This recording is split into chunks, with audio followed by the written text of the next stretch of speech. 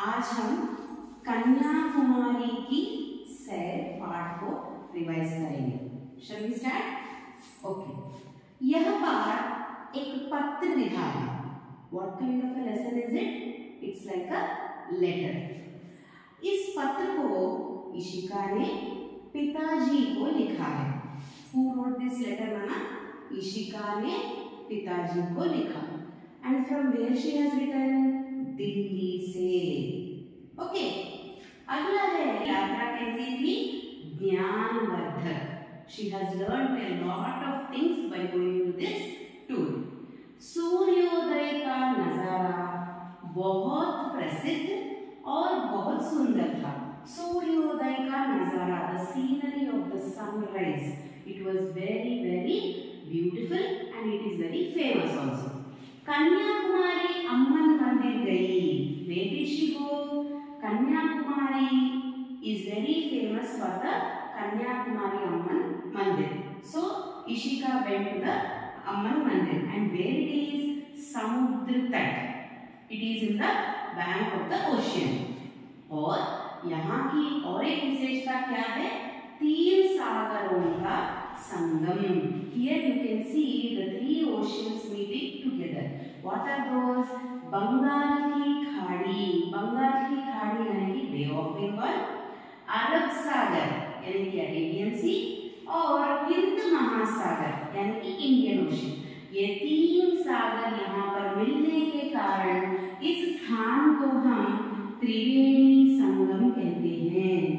क्या कहते हैं? त्रिवेणी संगम। और यहाँ पर विवेकानंद का स्मारक भी बना है, यानी कि Vivekananda memorial is built here. Where is? समुद्र के बीच चट्टान पर। चट्टान यानी कि ए बिग रॉक। चट्टान का अर्थ क्या है? A big rock. So Vivekananda memorial is built here in the middle of the ocean on a very big rock. और ये स्मारक कब बना है? 1970 में, 1970 में इसे बनवाया गया।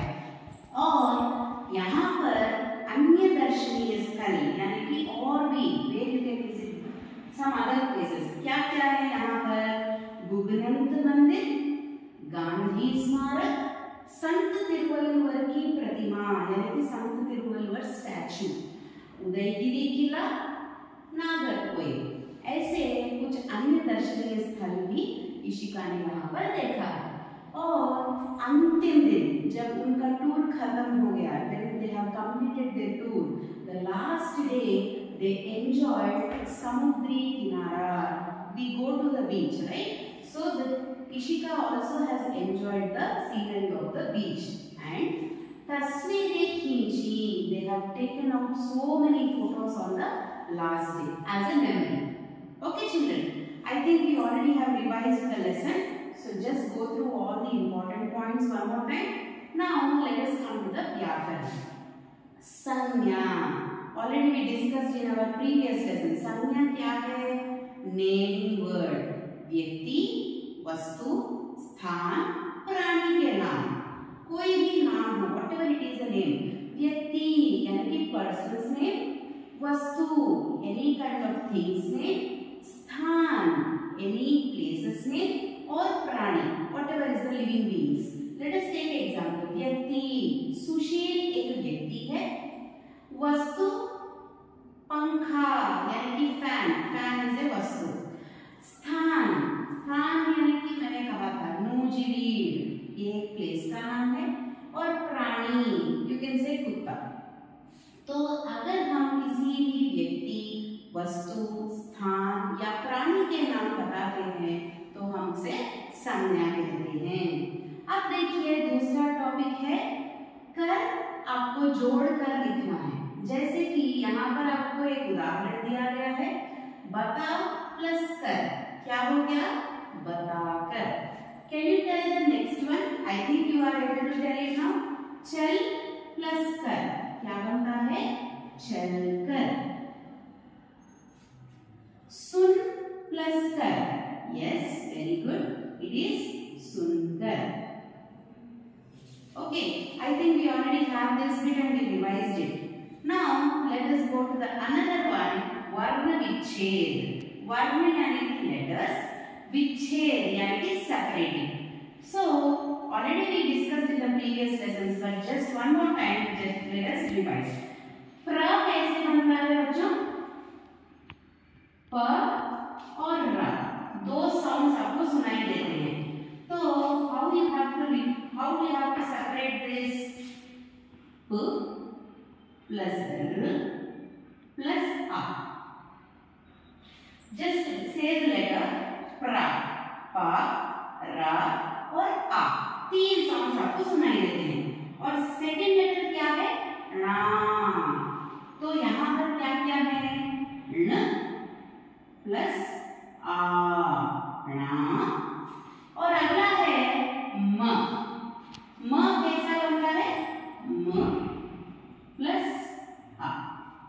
तो अब क्या हो गया ये? प्रणाम. प्रणाम. देखिए और एक थोड़ा टफ वर्ड हम लेंगे, कार्यक्रम. का कैसे बनता है? क प्लस आ, का. अगला अक्षर है र्य. क्या है? र्य. र य आ. कार्य क्रम. अगला अक्षर है क्र. क्र कैसे बनता है? क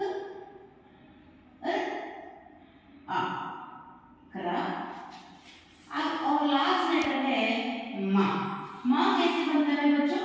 म प्लस आ. सो अगर आपको वर्ण विच्छेद करना है, if you want to separate the letter, first you need to pronounce the letter. What sounds you are getting, according to that you have to separate the letters. I hope you understood what is this. If you have not, just practice these bits and go through the kar and identify the sanya. Okay, revise without any fail. Thank you.